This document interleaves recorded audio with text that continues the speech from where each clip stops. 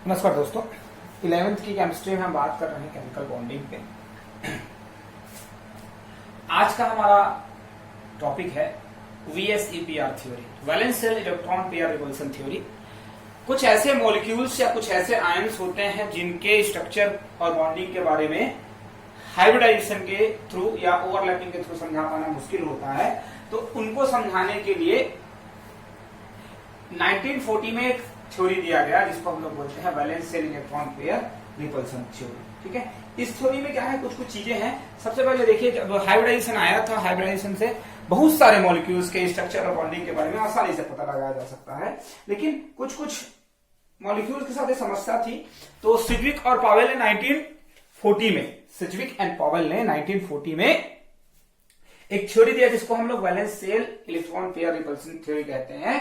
इसमें कुछ लिमिटेशंस थे जिनको 1957 में गिलेस्पी एंड नाइहूम ने एक्सटेंड किया, उसको हटाया, और एक कंप्लीट थ्योरी जो आज हम पढ़ते हैं valence shell electron pair repulsion theory, उसका जनरेशन हुआ उसका। ठीक है, अब बेसिकली देखिए कि ये थ्योरी क्या करता है और है क्या। ठीक है, तो इसको बाइसेपर थ्योरी भी कहते हैं। ये ऐसी थ्योरी है जो उन मॉलिक्यूल्स या उन आयंस के स्ट्रक्चर और बॉन्डिंग को समझाने में हेल्पफुल है जो हाइब्रिडाइजेशन के थ्रू हम नहीं समझा पाते हैं।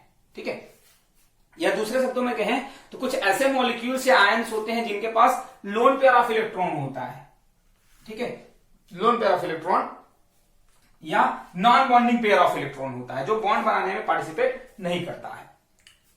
उन इलेक्ट्रॉन्स के प्रेजेंस के कारण आपके मॉलिक्यूल या आयन के स्ट्रक्चर में और बॉन्डिंग में क्या डिफरेंस आता है, इसको समझाने के लिए इस थ्योरी को दिया गया है।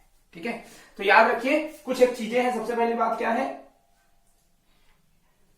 वाइसेपर थ्योरी जो है, वाइसेपर थ्योरी एप्लीकेबल तभी होगी जब लोकलाइज्ड इलेक्ट्रॉन होगा। लोकलाइज्ड इलेक्ट्रॉन का मतलब क्या है, फिक्स्ड प्लेस पे इलेक्ट्रॉन होगा जो डोनेट नहीं किया जाता या एक दूसरे में ट्रांसफर नहीं होता, उसको लोकलाइज्ड इलेक्ट्रॉन पेयर कहते हैं। ठीक है, फर्स्ट चीज ये है। सेकेंड क्या है, सेकेंड ये है आपका कि ये थ्योरी जो है डील करता है विथ मैक्सिमम स्टेबल ओरिएंटेशन। ठीक है, एक मॉलिक्यूल के कितने ओरिएंटेशन हैं और उसमें से कौन सा सबसे ज्यादा स्टेबल है। ठीक है, तो सबसे ज्यादा स्टेबल ओरिएंटेशन जो उसका है उसके बेसिस पे ये डील करता है, और सबसे ज्यादा ये डील करता है रिफ्लेक्शन। ठीक है, सॉरी, ये डील करता है रिपल्सन बिटवीन इलेक्ट्रॉन्स। ठीक है, किसी मॉलिक्यूल में 3 टाइप्स के इलेक्ट्रॉन पेयर हो सकते हैं। ठीक है, एक बॉन्ड पेयर, सेकेंड हो सकता है आपका बॉन्ड पेयर लोन पेयर, और थर्ड हो सकता है लोन पेयर। ठीक है, समझिए चीजों को क्या है। बॉन्ड पेयर क्या है, तो एक बॉन्ड में प्रेजेंट, ठीक है, 2 इलेक्ट्रॉन। ठीक है, तो किसी भी मॉलिक्यूल में बॉन्ड्स में 2 इलेक्ट्रॉन प्रेजेंट होते हैं। ठीक है, सपोज करते हैं X, और ये इस तरीके का है A, B और C। ठीक है, तो इसमें बॉन्ड है, तो ये बॉन्ड्स के इलेक्ट्रॉन बॉन्ड पेयर कहलाते हैं। तो इनका जो है आपस में जितना रिपल्सन होता है। ठीक है, या अगर इसी में से एक जो है बॉन्ड ना बनाता हो, इसके पास लोन पेयर ऑफ इलेक्ट्रॉन हो, ठीक है, तो बॉन्ड पेयर लोन पेयर कहलाएगा। ठीक है, अब इसमें से एक से ज्यादा ऐसे मॉलिक्यूल है जिसके पास लोन पेयर ऑफ इलेक्ट्रॉन हो, तो लोन पेयर। ठीक है, लोन पेयर क्या है, ध्यान से सुनेंगे फिर से। ऐसे इलेक्ट्रॉन पेयर्स जो बॉन्डिंग में पार्टिसिपेट नहीं करते हैं उनको हम लोग लोन पेयर इलेक्ट्रॉन कहते हैं। ठीक है, तो 3 चीजों पे डिपेंडेंट है आपका थ्योरी। पहला जो है पॉलीएटॉमिक आयंस या मॉलिक्यूल्स जिनको हाइब्रिडाइजेशन के थ्रू नहीं समझा सकते। Second, localised electron pair, and third one is repulsion between various electron pairs. ठीक है, अब देखिए क्या होता है, सबसे ज्यादा रिपल्सन होता है लोन पेयर। ठीक है, अगर एक मॉलिक्यूल में 2 लोन पेयर हैं, ठीक है, लोन पेयर बोले का मतलब है 2 इलेक्ट्रॉन का पेयर, 2 लोन पेयर बोल रहा हूं मतलब 2 and 2 मतलब टोटल 4 हो जाएंगे। ठीक है, तो उसमें सबसे ज्यादा रिपल्सन होगा। उसके ठीक पहले लोन पेयर बॉन्ड पेयर, ठीक है, और सबसे कम होता है आपका बॉन्ड पेयर में। ठीक, मतलब अगर किसी मॉलिक्यूल में सिर्फ बॉन्ड्स हैं, ठीक है, मतलब सारे इलेक्ट्रॉन बॉन्ड बनाने में पार्टिसिपेट कर रहे हैं, तो हम सबसे कम रिपल्सन होता है। जैसे अगर एक लोन पेयर है तो वहां रिपल्सन थोड़ा सा ज्यादा होगा, और एक से ज्यादा लोन पेयर होगा तो रिपल्सन बढ़ते जाएगा, और रिपल्सन बढ़ने के साथ साथ जो उसकी ज्योमेट्री है उसमें चेंजेस आते जाते हैं, ठीक है, डिस्टॉर्टेड हो जाता है, वो विकृत कहते हैं हिंदी में। ठीक है, अब देखिए कुछ एक चीजें हैं, 3 चीजों के बाद चौथी चीज जिसपे बहुत ज्यादा हमको फोकस करना है वो है कि अगर किसी भी कंपाउंड या आयन के पास कोई भी लोन पेयर ऑफ इलेक्ट्रॉन नहीं है, मतलब जितने इलेक्ट्रॉन्स थे वो सब बॉन्ड बनाने में पार्टिसिपेट कर रहे हैं, तो वो सिमेट्रिकल होगा। ठीक है, सिमेट्रिकल का मतलब है एक ऐसा स्ट्रक्चर जो एकदम आइडेंटिफाई होगा, इसका पर्टिकुलर शेप होगा, उसको हम लोग बोलते हैं सिमेट्रिकल। लेकिन अगर उस कंपाउंड या आयन में एक भी लोन पेयर ऑफ इलेक्ट्रॉन है तो वो सिमेट्रिकल नहीं होगा। ठीक है, क्या हो जाता है, डिस्टॉर्टेड। ठीक, डिस्टॉर्टेड का मतलब होता है नॉन सिमेट्रिकल, ठीक है, या एसिमेट्रिकल स्ट्रक्चर हो जाएगा। तो ये आपका वाइसेपर का थ्योरी है। अब देखिए वाइसेपर की थ्योरी एप्लीकेबल है, ठीक है, पॉलीएटॉमिक आयंस एंड मॉलिक्यूल्स के लिए बेसिकली, जिसको हम सिंपल हाइब्रिडाइजेशन थ्योरी के हेल्प से नहीं समझा सकते हैं। ठीक है, एक एग्जांपल लेके चलते हैं। जैसे हमने अभी तक पढ़ा है BeCl2, ठीक है, इसमें sp हाइब्रिडाइजेशन होता है। ठीक, तो इसको कैसे समझ सकते हैं, तो इसको समझने के लिए हमने sp हाइब्रिडाइजेशन का पूरा डिटेल से पढ़ा है कि पहले सेंट्रल एलिमेंट निकालेंगे, फिर उसमें आपका इलेक्ट्रॉनिक कॉन्फ़िगरेशन वगैरह करते हुए हम लास्ट में ये आएंगे कि जब इसका स्ट्रक्चर की बात होगी तो स्ट्रक्चर इस तरीके से है। बेरिलियम के पास सिर्फ 2 ही इलेक्ट्रॉन है, उसका जो वैलेंस है उसमें से 2 इलेक्ट्रॉन है, क्लोरीन के 1 इलेक्ट्रॉन के साथ साझा कर ले रहा है। ठीक है, और ऐसे बना लिया है, तो ये लीनियर कहलाता है। ठीक है, अब देखिए 2 सिर्फ बॉन्ड पेयर है, लोन पेयर नहीं है, इसलिए रिपल्सन जितना भी है वो मिनिमम है। ठीक है, नेक्स्ट अगर ऐसे ही कंटिन्यूटी में अगर हम आए, ठीक, तो आते हैं अमोनिया। ठीक है, अमोनिया NH3। ठीक है, तो NH3 देख के हमको क्या लगता है, H3 है मतलब 3sp2 हो सकता है। ठीक है, बट ऐसा नहीं है, देख के आपको नहीं बताना है कि क्या हो सकता है या क्या होगा, हमको कभी भी देख करके जज नहीं करना है, पहले आ जाना है। देखिए सबसे पहले आते हैं, जैसा करते हैं, इसमें नया कुछ नहीं है। नया क्या है, लोन पेयर ऑफ इलेक्ट्रॉन अगर प्रेजेंट है तो वो डिस्ट्रैक्ट करता है, स्ट्रक्चर को चेंज कर देता है, बाकी चीजें सेम है जैसा हाइब्रिडेशन में है। ठीक है, ये होगा आपका 1s2 2s2 और 2p3।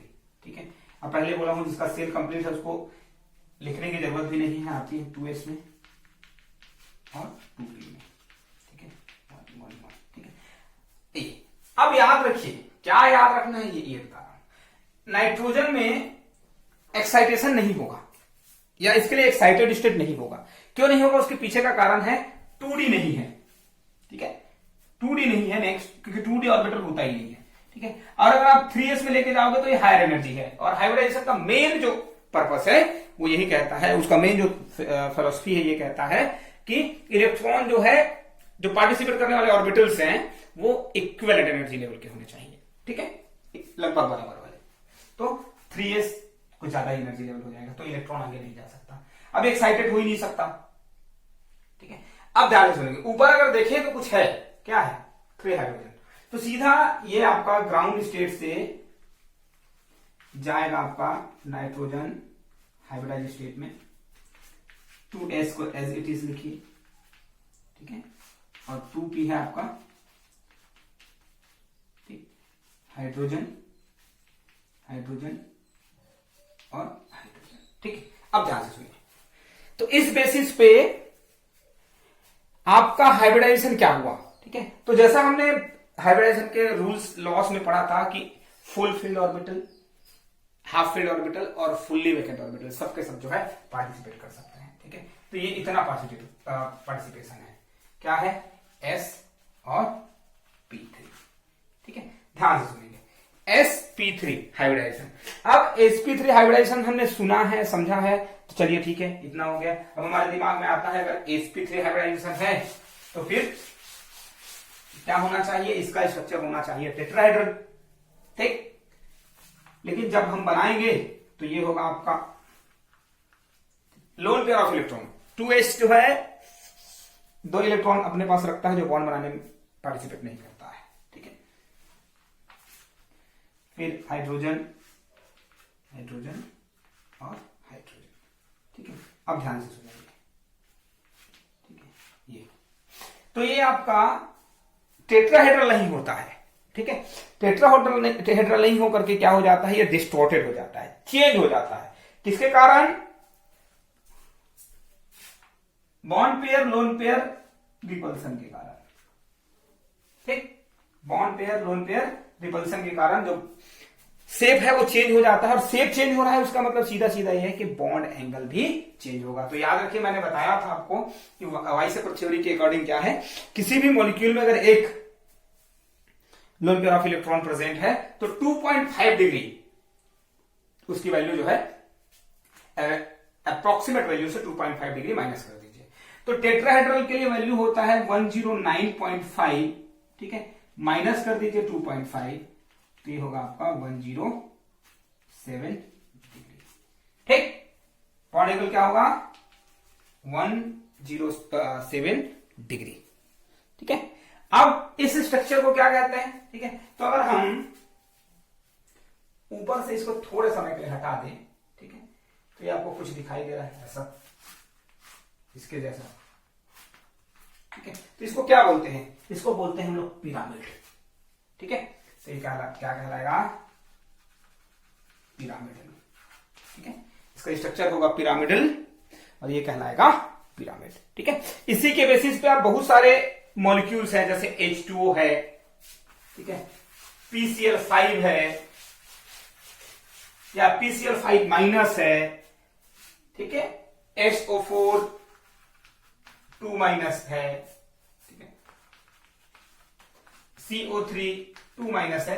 इन सब का आप जो है स्ट्रक्चर और बॉन्डिंग जो है इस थ्योरी से कैलकुलेट कर सकते हैं। ठीक है, अब आते हैं बेसिकली, ठीक है, हर थ्योरी के कुछ ना कुछ लिमिटेशंस होते हैं इसके लिए।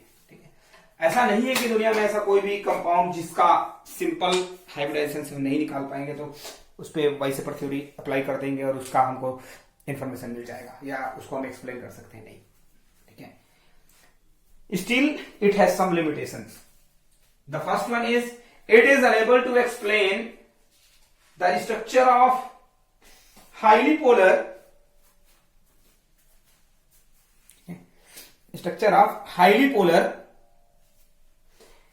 molecules like Li2O। ठीक है, बेसिकली अगर देखें तो Li2O जो है H2O के जैसा ही दिखाई देता है। ठीक है, तो H2O में sp3 हाइब्रिडेशन होता है, इसको वाइसेपर थ्योरी ने एक्सप्लेन कर दिया है, तो उसी के अकॉर्डिंग जो है Li2O में भी होना चाहिए। ठीक है, लेकिन इसका स्ट्रक्चर जो है लीनियर होता है, ये वी शेप होता है और ये लीनियर होता है।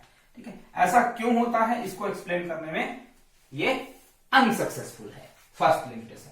ठीक है, सेकंड लिमिटेशन ये है कि वाइसेपर थ्योरी उन मॉलिक्यूल्स को आसानी से समझा सकता है जिसमें 1, 2 या 3 लोन पेयर ऑफ इलेक्ट्रॉन हो, लेकिन जहां बहुत ज्यादा lone pair of electron present होते हैं वह उसको उसके स्ट्रक्चर बॉन्डिंग को समझा पाने में, एक्सप्लेन कर पाने में ये थोड़ा सा अनसक्सेसफुल है।